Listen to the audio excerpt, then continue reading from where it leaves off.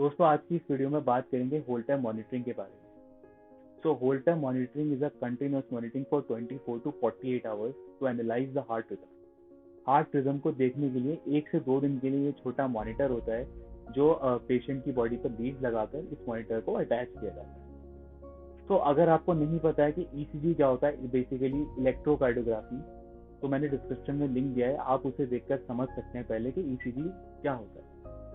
दोस्तों आगे बढ़ते हैं इस वीडियो में, समझते हैं कि होल्ड टाइम मॉनिटरिंग में और ईसीजी में बेसिक डिफरेंस क्या होता है। दोस्तों कोई भी पेशेंट आता है हॉस्पिटल में जो कंप्लेन करता है उसको चेस्ट पेन है या सांस की दिक्कत है, तो सबसे पहले उसकी ईसीजी कराई जाती है जिसको बोलते हैं इलेक्ट्रोकार्डियोग्राफी, जो होती है रेस्टिंग पोजीशन, यानी पेशेंट लेटा हुआ होता है, उसकी लीड लगाई जाती है, उसका इलेक्ट्रोकार्डियोग्राम रिकॉर्ड किया जाता है जो बताता है कि पेशेंट के हार्ट में क्या दिक्कत है।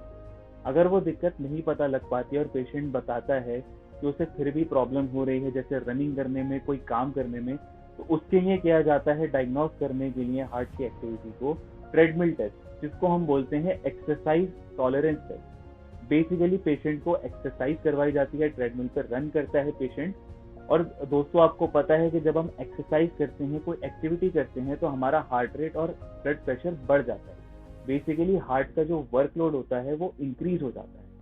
तो इंक्रीज करने के बाद हम रिकॉर्ड करते हैं वो ईसीजी। एक्सरसाइज करते वक्त उसको रिकॉर्ड किया जाता है, उसको हम बोलते हैं ट्रेडमिल टेस्ट और एक्सरसाइज टॉलरेंस टेस्ट। तो इन दोनों के अलावा एक और टेस्ट होता है ईसीजी रिकॉर्ड करने के लिए, उसको हम बोलते हैं होल्ड टाइम मॉनिटरिंग, जिसको हम कंटिन्यूअस मॉनिटरिंग भी बोलते हैं, और एम्बुलेटरी इकोकार्डियोग्राम, जिसमें हम पेशेंट के चेस्ट पर लीड लगाते हैं, जिसको टॉर्सो पोजीशन पे, हाथ पर या पैर पर, लिम्स पर हम लीड नहीं लगाते हैं, टॉर्सो पोजीशन पर लीड लगाकर उस मॉनिटर को कनेक्ट करते हैं, अटैच कर देते हैं, जिसमें बैटरी लगती है और एक माइक्रोचिप होती है जो रिकॉर्डिंग करती है। ये लगाया जाता है 1 से 2 दिन के लिए, 24 टू 48 आवर्स, और उसके बाद पेशेंट को कहा जाता है वो डेली एक्टिविटीज करे, और डेली एक्टिविटीज के ड्यूरिंग वो उसकी रिकॉर्डिंग होती रहती है, और नेक्स्ट डे वो रिमूव किया जाता है, डेटा लिया जाता है और फिर रिपोर्ट बनाई जाती है।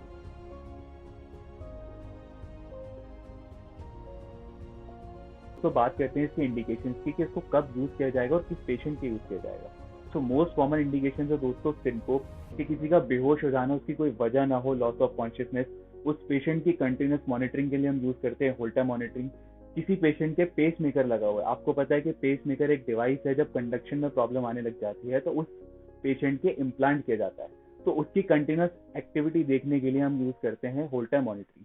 किसी को अनएक्सप्लेन्ड पाल्पिटेशन हो, उसकी बीट्स में प्रॉब्लम आ रही हो, इसके बीट्स हो, उसमें हम यूज कर सकते हैं। और मोस्ट कॉमनली यूज किया जाता है ये एरिथमिया में, जिसको हम बोलते हैं इरेगुलर रिदम और रेट। तो दोस्तों इसके बहुत सारे टाइप्स होते हैं एरिथमिया के, जिस पर मैं अलग से वीडियो बनाऊंगा जो आप देख सकते हैं। So these are the most common indications of hold time monitoring. So दोस्तों इसका सबसे बड़ा बेनिफिट यही है कि ये कंटिन्यूस मॉनिटरिंग है फॉर 24 टू 48 आवर्स। उसके बाद इसको नेक्स्ट डे रिमूव किया जाता है टाइम खत्म होने के बाद, और कंप्यूटर में डेटा ट्रांसफर करने के बाद रिपोर्ट बनाई जाती है, जिसको डॉक्टर इंटरप्रिटेशन करते हैं और डायग्नोसिस को फाइंड करते हैं और ट्रीटमेंट को कंटिन्यू किया जाता है। दोस्तों एक लाइव ट्यूटोरियल देखते हैं कि इसको कैसे लगाया जाता है।